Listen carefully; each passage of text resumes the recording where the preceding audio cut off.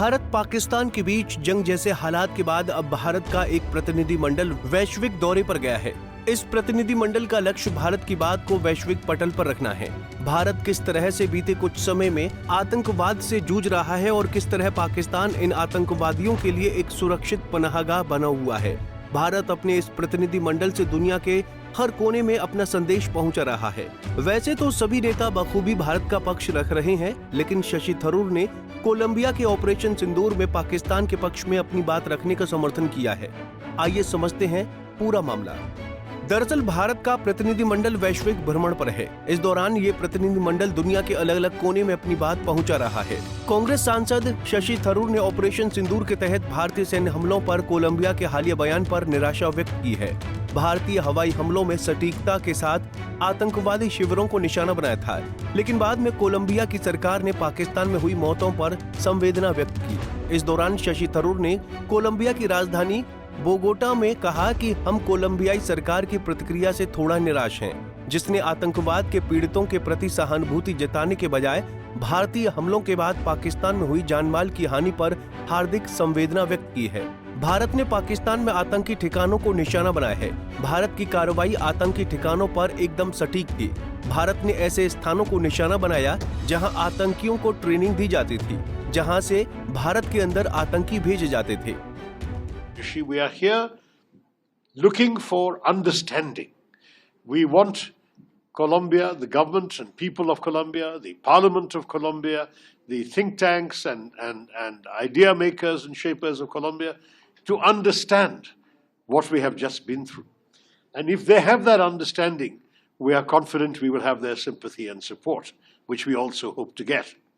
But first we need to understand, because we have the impression that perhaps the situation was not fully understood when that one statement came out after the Indian attacks began. Understanding is extremely important for us.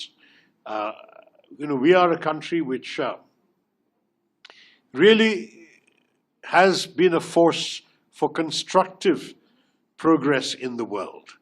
We are proud of our contributions to the United Nations in areas like peacekeeping and development and fighting the environment, all sorts of things. India has never been a country that wishes to be seen in the context of war and terror. This has been inflicted upon us, and we are simply not going to take it lying down. That's what we want people to understand. And we certainly hope that other governments will tell those who give safe haven and protection to terrorists to stop doing so. That would be very helpful indeed as well, in the Security Council or outside it. Bharat की ओर से भेजे गए प्रतिनिधि मंडल का विदेशी दौरा। Operation सिंदूर और पाकिस्तान प्रायोजित आतंकवाद पर भारत का रुख दुनिया के सामने रखने के लिए केंद्र सरकार ने 7 डेलीगेशन गठित किए हैं, जिनमें विभिन्न दलों के 51 सांसद और पूर्व मंत्री शामिल हैं। इसके अलावा भारतीय विदेश मंत्रालय के 8 अधिकारी भी इन प्रतिनिधि मंडलों का हिस्सा हैं।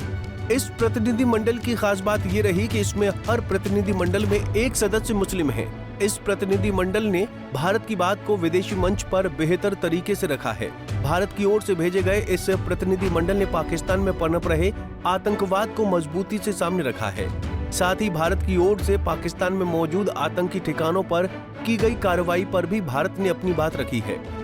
भारत ने साफ किया कि वो शांति का पक्षधर है। उसने पूरी जानकारी से सटीक तरीके से पाकिस्तान में मौजूद आतंकी ठिकानों को निशाना बनाया है। साथ ही पाकिस्तान की ओर से जम्मू कश्मीर में निर्दोष लोगों पर की गई कार्रवाई को भी सामने रखा।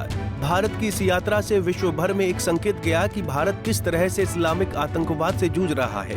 पाकिस्तान से आतंकियों ने अपने इस हमले में हिंदू पुरुषों को निशाना बनाया। भारत के प्रतिनिधि मंडल ने आतंकवाद को एक वैश्विक चुनौती के रूप में सामने रखा। भारत ने पाकिस्तान में जिन आतंकियों को निशाना बनाया वो अंतर्राष्ट्रीय स्तर के खूंखार आतंकी हैं। भारत ने पाकिस्तान के स्टेट पॉलिसी आतंकवाद को एक्सपोज किया। आतंकवाद अगर वैश्विक चुनौती है, अमेरिका में 9/11 हो या मुंबई 26/11 हो, पेरिस अटैक आतंकवाद मानवता के लिए सबसे बड़ा खतरा बनकर उभरा है। बहरहाल इस समय भारत ने दुनिया में न केवल अपनी रणनीति का परिचय दिया है, साथ ही भारत ने अपनी सामरिक शक्ति से भी दुनिया को रूबरू करवाया है। पाकिस्तान की सरकार सिर्फ आर्मी की बदौलत सत्ता में है। पाकिस्तान में सभी नीतियां पाकिस्तान आर्मी के हितों को ध्यान में रखकर बनती हैं। पाकिस्तान में जल्द ही कई बदलाव देखने को मिल सकते हैं। फिलहाल के लिए इस खबर में इतना ही। देश और दुनिया की बड़ी खबरों के लिए देखते रहिए पंजाब केसरी टीवी। हमसे जुड़े रहने के लिए हमारे YouTube चैनल को सब्सक्राइब करें और नई वीडियो की नोटिफिकेशन के लिए बेल आइकॉन को दबाएं।